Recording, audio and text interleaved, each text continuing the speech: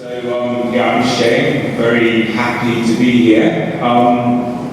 It strikes me we've heard quite a lot about why cycling is a good thing, and it also strikes me, having read the Newcastle Cycle City Ambition bid and all the other city ambition bids, that many cities already get this.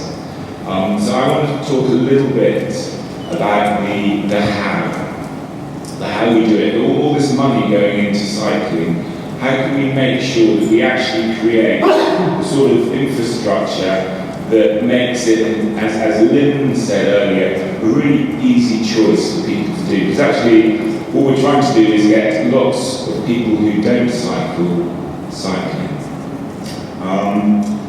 And really, this is what it's all about. This is a picture I took yesterday morning in a place called San Mauro di Pascoli, which is near to where my sons live with my ex. I'm just going to say my sons about my ex. I go to Italy a lot, and I noticed a big difference, and it's really encapsulated there with a very elegant woman, the same age as my mum, on a bike with a basket and shopping. And that's what I think, and I think that's what the ministers want to see in English cities. And that's it. I'm done. So how are we going to do this? Well, the headlines in England, I've been in this role for about 18 months now. They were pretty negative about cycling. Certainly, based in London, with all the high-profile incidents, Times journalist Mary Powers getting down by an HGV, very much on safety, and we've had the Times campaign, Cities Fit for Cycling, and also, lots of stuff that, again, we already know that cycling's great for public health, cycling's good for high streets. But real concern about the number of people being killed, and if this messaging goes on, it actually perpetrates the mindset that most people have, which is our roads are not really safe for cycling. Most British people, I think it's 2/3, don't feel confident cycling on our roads. So if we're going to get any behaviour change at all, we're going to have to get people feeling confident. The other thing, when you come into this area, is everyone, we're basically complaining in England. We always complain, it's different in Europe, it's different in Denmark and Holland, they've got their segregated routes. New York has been doing a lot, and there's a lot more stuff around the economic case. But basically, moving beyond safety, it's got to be attractive and convenient too. And really making cycle infrastructure convenient and attractive as well as safe is what I think this notion of cycle-proofing new infrastructure is all about. So for the last year, we made this announcement about the City Ambition grants on the 12th of August. And just to say, in DfT, we've been working with other parts of government, particularly health and DEFRA, and with our ministers, but also for the first time ever with the Prime Minister. I mean, that's a big deal. I mean, cycling has always been seen as this niche thing sort of buried in transport, but here is the Prime Minister saying, I want to make a statement about cycling. And then, involving these national stakeholders. The one thing I also want to say is within the cities have been really a big influence by the local campaign groups. In London, the London Cycle Campaign have really changed the terms of the debate, I think. Before there were two schools of thoughts about segregation, non-segregation. Now, much clearer consensus has emerged that if you're going to get people who don't cycle and don't feel confident cycling, then you're going to have to create much better infrastructure. And that's something that I think has changed over the last year. I mean, we've had the mayor in London with his vision for cycling. Actually, you've been listening for a long time. How many of you have read the Mayor's Vision for Cycling? So a few years, well worth reading just the introduction, the first 2 pages, which were written by Boris himself. He really owns this issue, and he talks about de-electrification. And then we made the announcement, which was the 90 million of DfT money with lots of match funding from all different areas. I'm just going to pause for a minute. So I realise you're all looking a bit sort of like you've been listening for a long time. And ask a question. Well, first I'll give you a little bit of information. Essentially, the picture in England is that in the cities, in a few cities, cycling is increasing. According to the census, in most places, cycling is actually declining. This is 2001 to 2011 journeys to work. So against that background, looking forward 10 years, I'm going to give you a choice, right? Either cycling is going to stay about the same, we're not going to get much change, which is kind of, I think, nationally where we've been over the last 20 years, or it's going to double, or it's going to quadruple. So if you think cycling over the next 10 years, overall in England, is going to stay about the same, just raise your hand. Okay, so that's about 5 or 6 people, and about 100. If you think cycling is going to more or less double, please raise your hand over the next 10 years. That's probably a majority. If you think it might quadruple. Okay. Well, what you're seeing there, and I'm going to skip that one, is that the cycle cities, the successful cycle cities are going for serious amounts of change. So Manchester are going from up to towards 10% by 2025. Birmingham, by the time HS2 opens, 10% of journeys. Now they're around, I think, less than 2%, if I'm correct. So both places are able to quadruple cycling rates. And Leeds, 7.5% by 2023. That's not that far away, and that would be a bigger rate of change than has, I think, probably right in saying, has ever been achieved. And when you look at these pictures, this is Cambridgeshire, which is quite interesting because a lot of rural areas, it's not just in Cambridge city centres, but it's in the hinterland. What you notice, and again this is a big change, is a focus on network. Cycle networks. And of course the fantastic bit from Newcastle had this tube network or underground type network for cycling, and this is something that's quite new. And so I think in terms of policy, in terms of DfT, our role is to be able to start to facilitate the creation of networks. So traditionally, what we did is we do the easy bit, we put a cycle track alongside a road, or sometimes we just create a shared use path on the pavement. But when it gets to the difficult bit, which is a roundabout or a junction, you just sort of give up. And that's why we have this really poor infrastructure. So I think it's been fantastic watching the Cycle City Ambition bids to see this focus on network.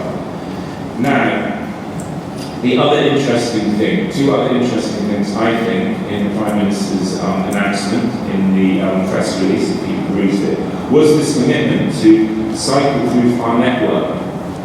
So what does that mean for DfT? Well, it means that we, through the Highways Agency, run a strategic road network, so we make sure in future that when we do things with the strategic road network, we may occasionally build a few roads, but mostly we're going to be improving junctions or widening roads. We also make sure at a minimum we don't make things worse for the average cyclist.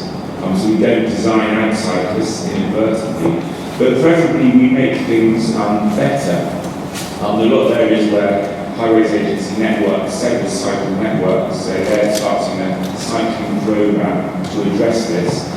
And working closely with the end user, the cyclist, not the lightly clad cyclist, but the average cyclist. So that means working with cycle campaign groups to understand where the priorities should be on the strategic road network. So if we can do that on the strategic road network, the challenge to local authorities is, can you do that on your local roads, 97%? So this is moving beyond Newcastle city centre, which gets cycling, to North Tyneside, South Tyneside, Gateshead, Sunderland. Can the authorities, in terms of managing local roads, start to take on board and pledge the idea of cycle-proofing their roads? And the stuff we can do in DfT, of course, in terms of regulations that may get in the way of designing cycle-friendly infrastructure. And we're updating the. Some of you know. How many of you have heard of the traffic signs regulations and general directions? So quite a few. How many of you are traffic engineers here? So a few. So what we can do to make those more bike-friendly. And I think that traffic engineers are vital in this whole process of change, because they're the people who actually implement on the ground the infrastructure. So again, how good, how strong is the dialogue? And it has to be a dialogue with the user. We don't design the railway system, or the people who design the railway system are train passengers, people who design roads and drive cars on the. If we're designing cycle infrastructure, we need to make sure that the professionals are up to the job of designing cycle-friendly infrastructure, i.e. they cycle, so they can see it from the cyclist's perspective.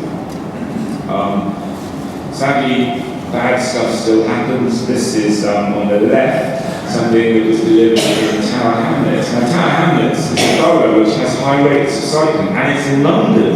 I mean, London really gets cycling, but bad stuff still happens. There are, Cambridge is way out there with Dutch levels of cycling, where they do stuff, they tend to do stuff well. Even if in Cambridge, if you listen to the cycle campaign groups, there are examples of not optimum solutions. So this is very much about the level of the dialogue. Because as I learned, working with stakeholders on the Prime Minister's announcement, the stakeholders actually could really enhance the process of policy making.